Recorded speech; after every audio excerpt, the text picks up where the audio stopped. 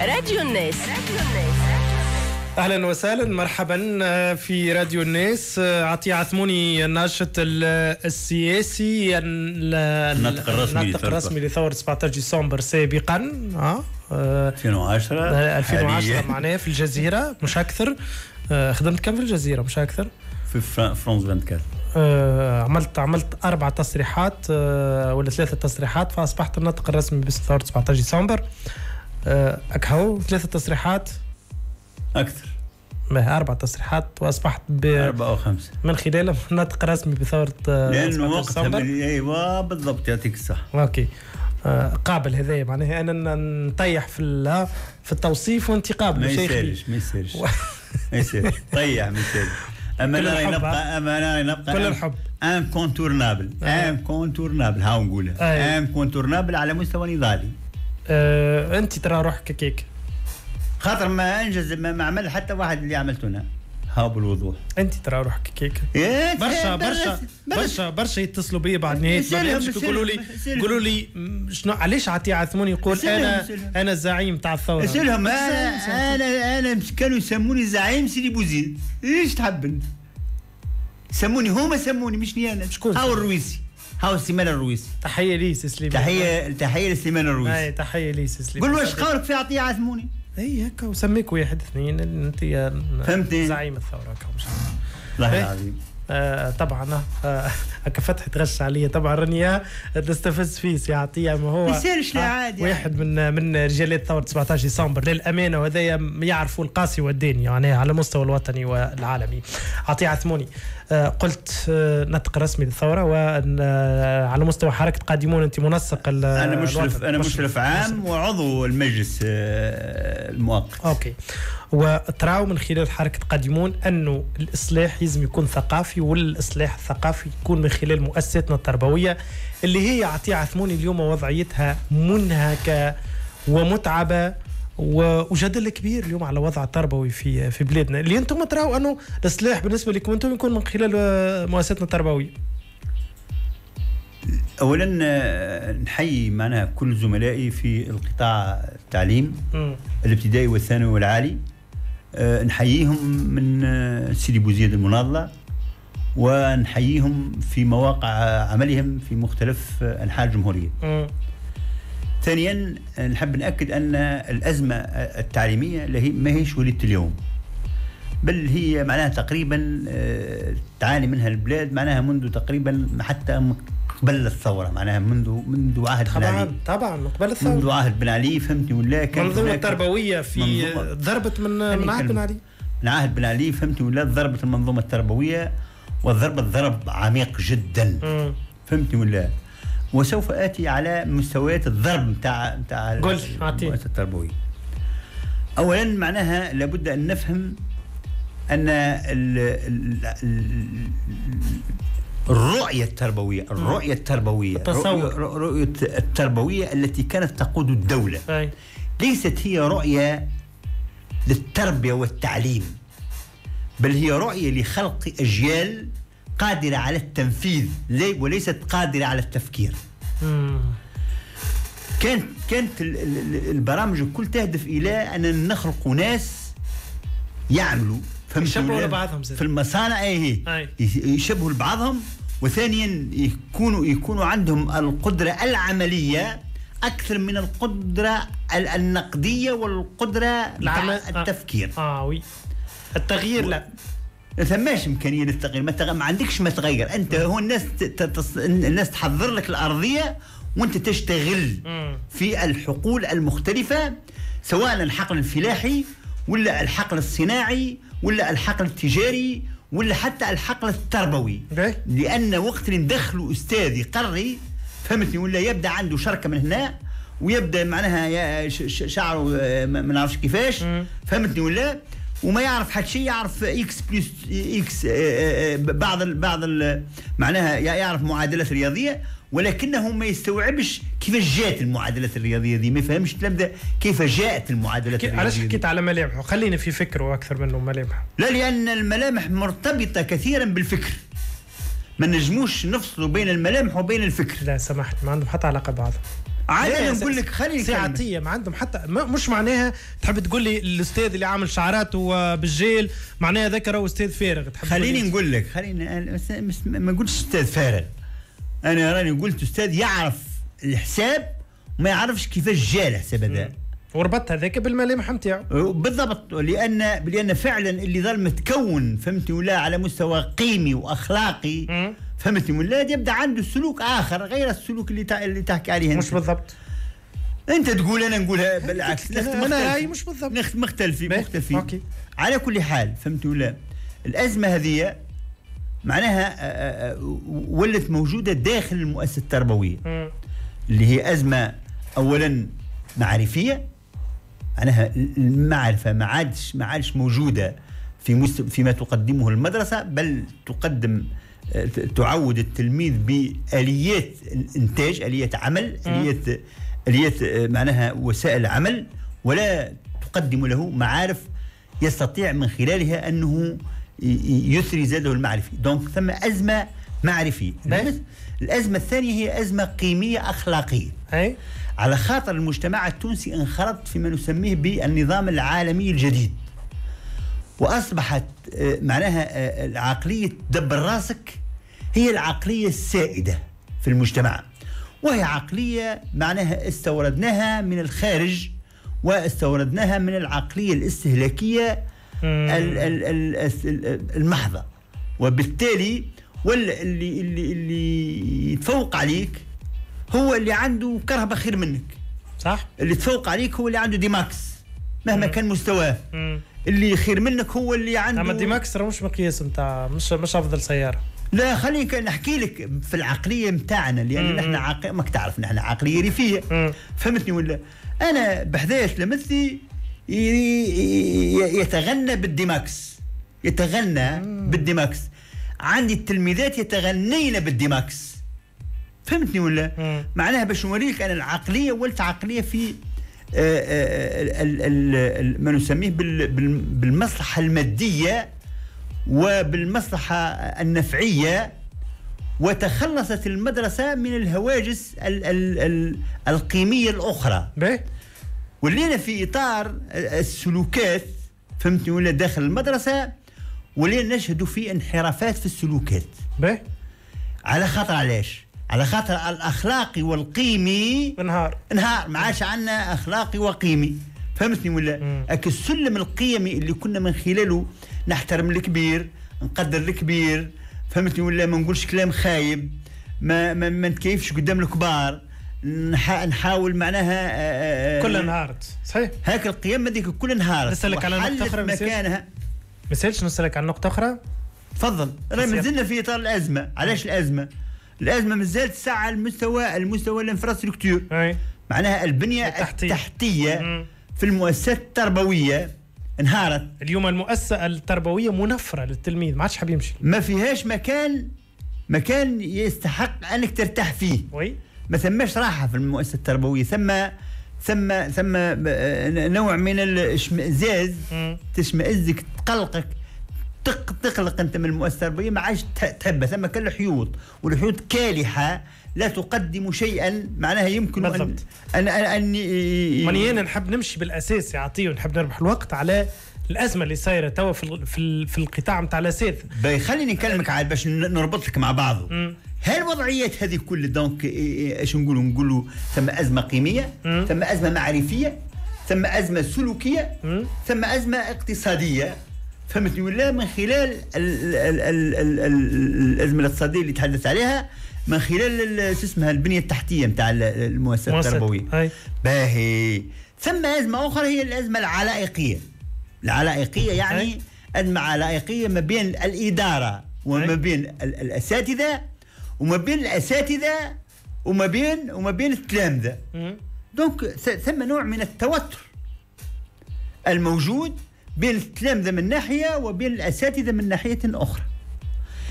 ثانيا الإدارة بحكم معناها الوضع الذي نعيشه منذ الثورة ما عادتش قادرة على أنها تمسك بزمام الأمور، ولا تخلي جاري، لأن خايفة الأساتذة معناها يقوموا بتحركات ضدها. ولت الإدارة نوعا ما تجاري الزملاء في بعض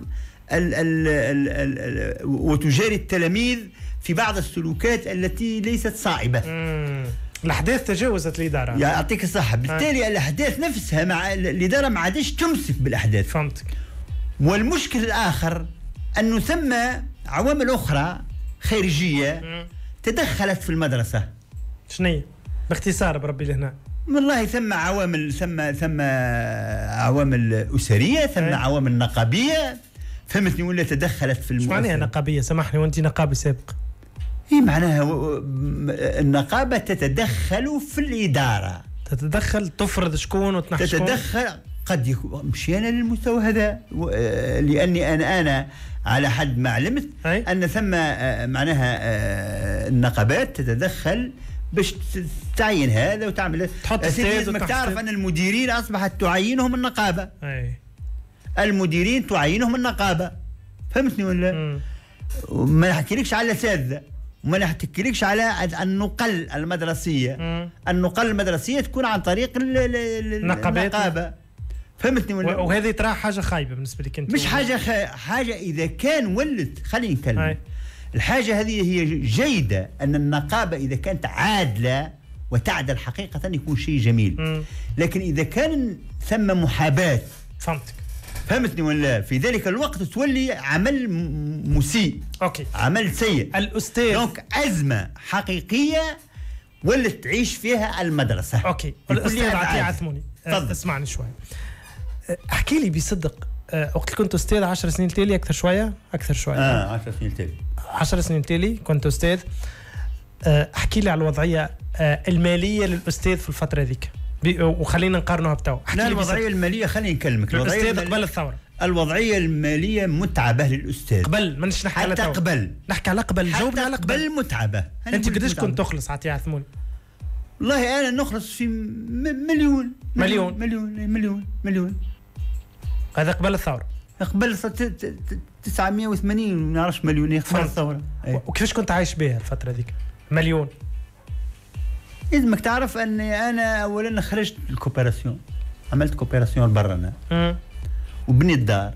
قدام من عام عملت البرا؟ وكنت نقري في المدرسة عملت 5 سنين. وكنت نقري في المدرسة الحرة. فهمتك. تزامنا مع خدمتك. تزامن مع خدمتي.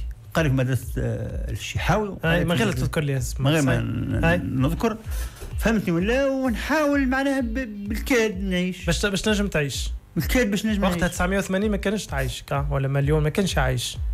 يعني بالكاد بس بصعوبة. فهمتك. معناها الأستاذ وضعه المالي تعيس. اليوم صارت بعض الزيادات، ولكن صارت زيادات أخرى كبيرة جدا على مستوى المعيشي. صحيح. الأستاذ يعيش في وضع معناها مالي. الأستاذ والمعلم روا نفس المدرسين بصفة عامة يعيشوا في وضع مالي سيء، لأن الناس اللي هم في أقل منهم معناها مرتبة علمية يأخذوا أكثر منهم. شكونه؟ ثم قطاعات أخرى، البوليسية يأخذوا أكثر من الأساتذة.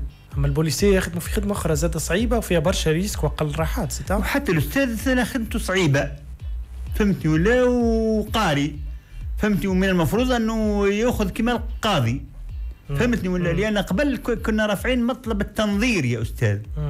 التنظير معناها أن ننظر بالقضاة، فمن المفروض أن الأستاذ يأخذ نفس الشهرية التي يتقاضاها القاضي باختصار شديد، لأنه يقوم بعمل أدق عمل يمكن أن يقوم به إنسان اللي هو المدرس.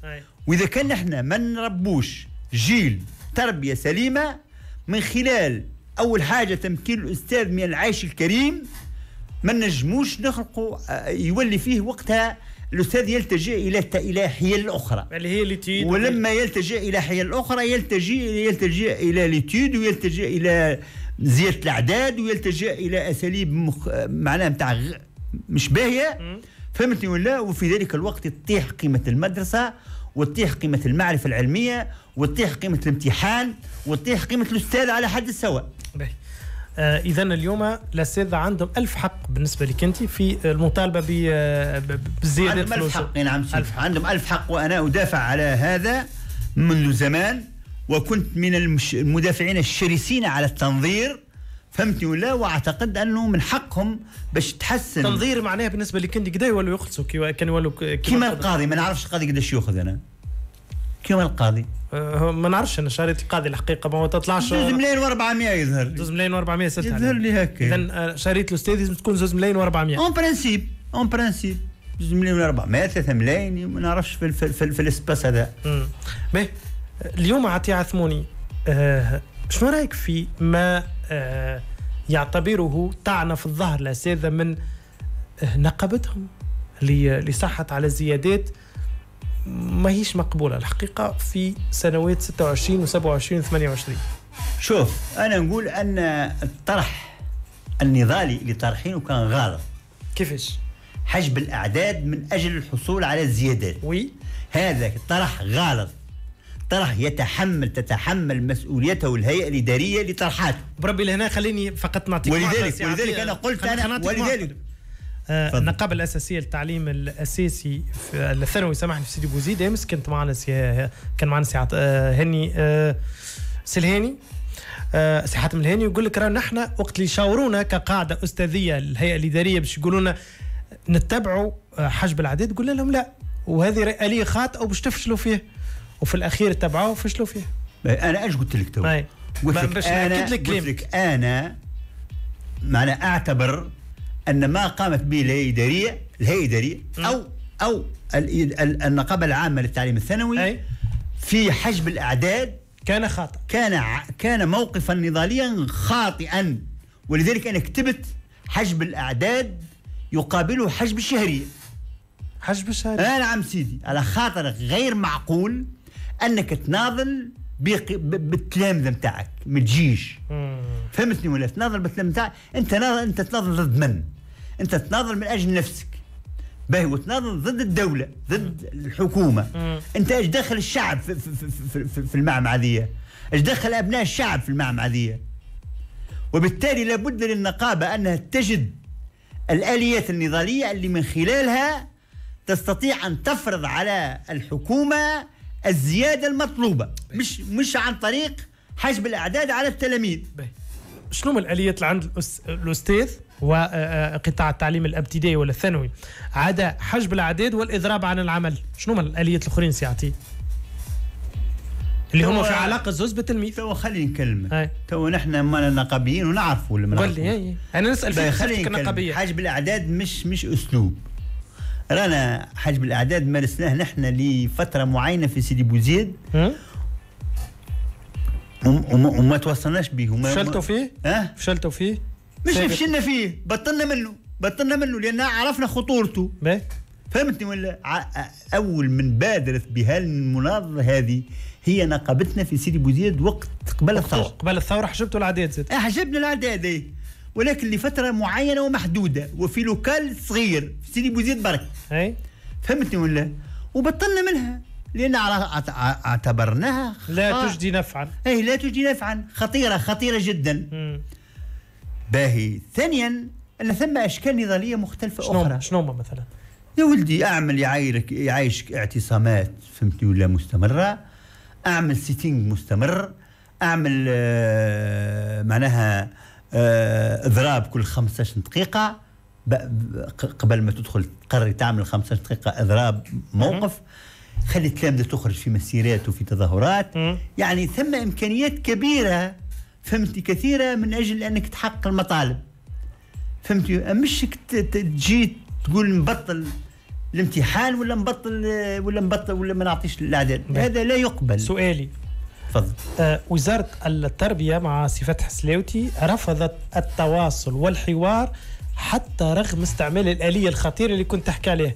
فهل تتصور أن الوزارة كانت باش تسمع القطاع بآليات ما عندهاش أسلوب نتاع ضغط كبير كما كنت تحكي عليه؟ يا رجل أنت تحترم في مستوى أي حراك نضالي. لا وراس خويا أنا راني ولد النقابة وجربت النضال المختلف. مختلف اشكال النضال جربتها، اضرابات مفتوحه انا اشرفت عليها ونعرف مدى خطوره هذه الاضرابات. الاداره تحترمك وقت اللي تمارس ممارسه نضاليه صحيحه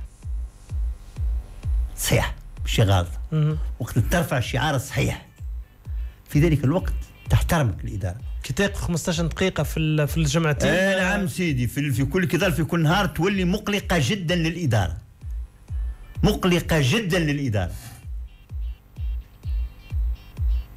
يبدو ان الاليات تغيرت يا سي عطيه.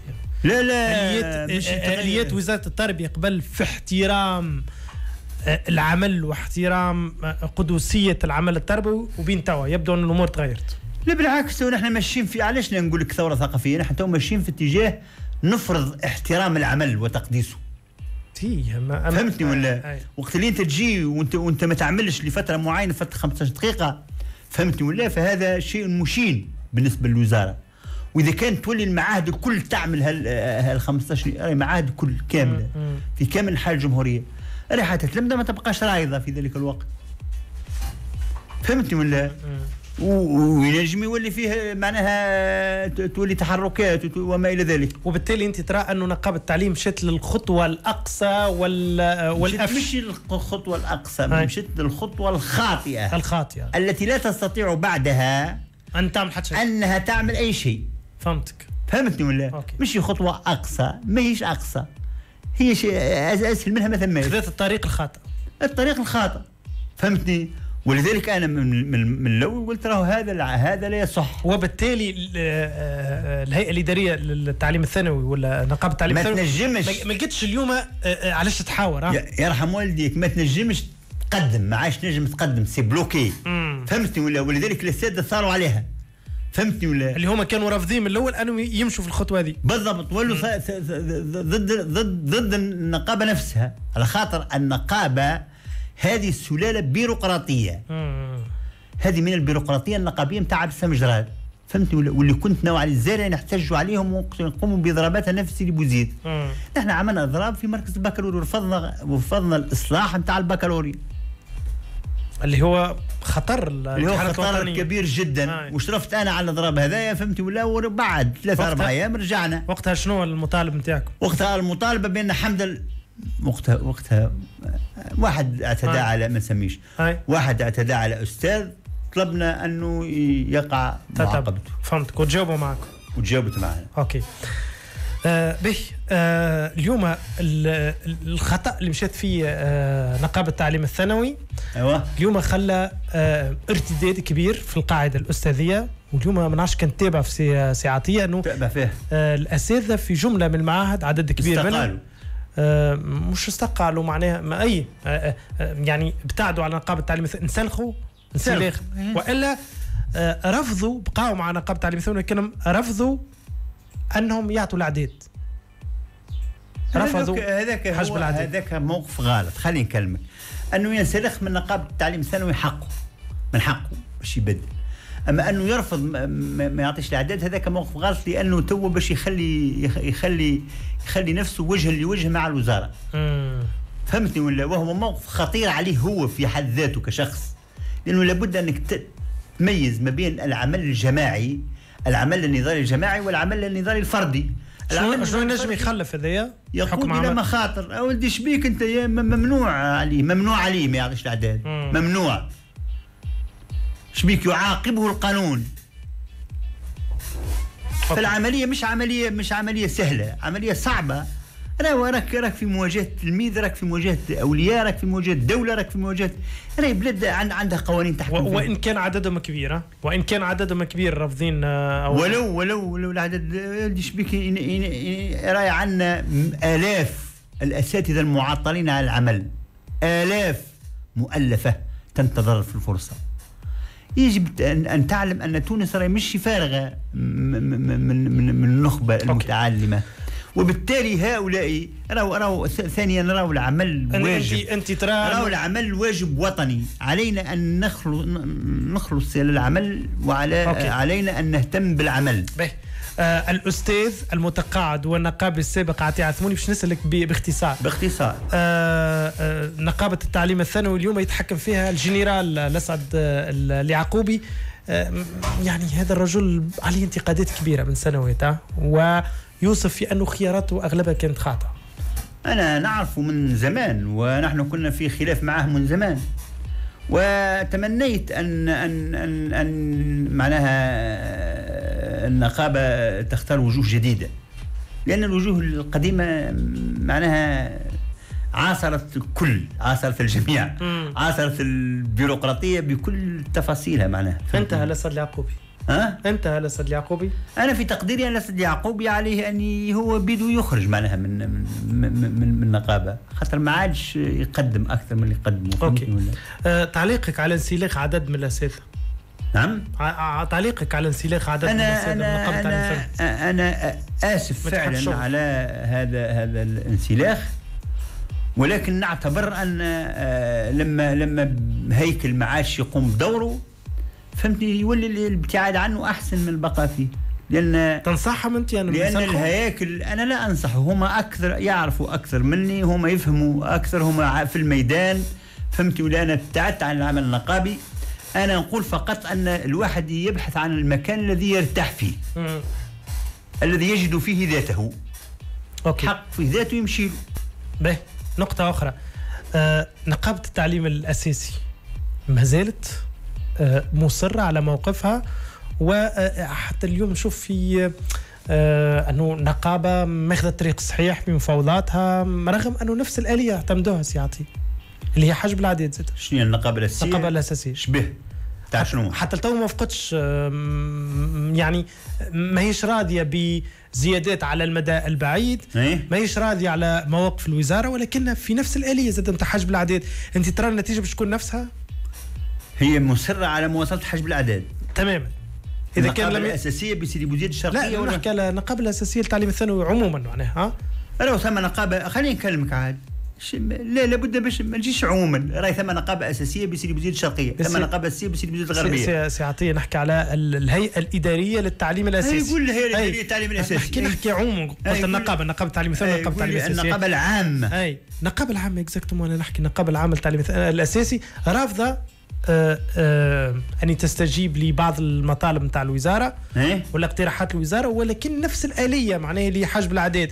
ترى النتيجة هي نفسها باش تكون في الأخير ما عندهم ما يعملوا النتيجة باش تكون كارثية، فهمتني، ولا على التلاميذ وعلى الأولياء على حد السواء، وباش يحركوا الأولياء ضدهم، وباش تظهر عرايض، وباش سترى. وبالنسبه لك انت المسار باش يكون نفسه بالنسبه لنقابه التعليم الاساسي، المسار سيكون نفسه بالضبط، باش تستجيب في الاخير. الآلية الغالطة تقدم نفس النتيجة. معناها انا في تقديري انه النقابي لا يجب ان يدخل في صراع مع الاهالي، لا يجب ان يدخل في صراع مع الشعب. انت ولد الشعب، راهو الآليات انت تحمي فيه، يحميك الشعب. راهي الآليات نتاع قطاع التربيه صعيبه. لا سيدي، لا اليات خاطر للاسف التلميذ هو اللي لازم يكون غالب. لا سامحني، الاليات ماهيش صعيبه، اما كيفيه اداره المعركه هي اللي تبين التميز من عدمه. اوكي. الاستسهال بتاع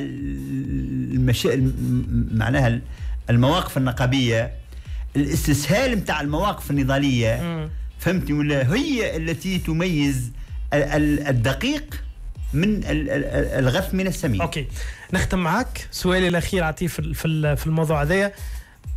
نجح الرئيس قيس سعيد في تعيين البغديري النقاب السابق وزير التربيه، اللي عرف يقول بعض انه يتعامل مع الوضع الصعب في الفتره دي، ونجح على الاقل في صراعه مع نقابه التعليم الثانوي. والله معناها هو ضربها سياسيا.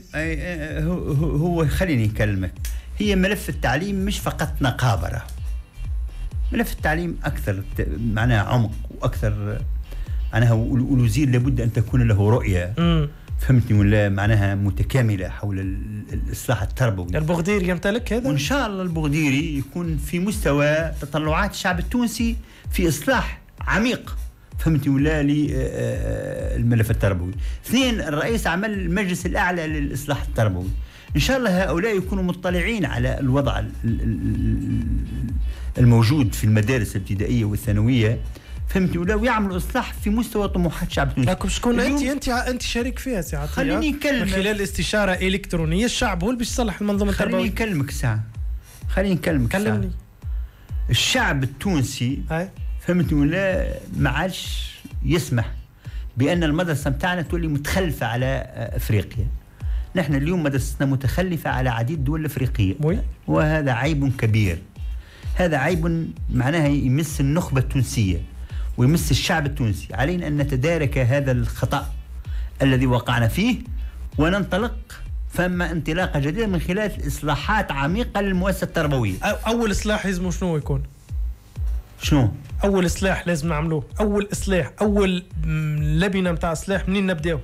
ولدي حوار معمق، حوار به من خلال داخل الإطار التربوي بين المؤسسات التربوية، بين الإدارة والأساتذة، من خلال المجلس الأعلى للتربية. نعم، ينجم يكون.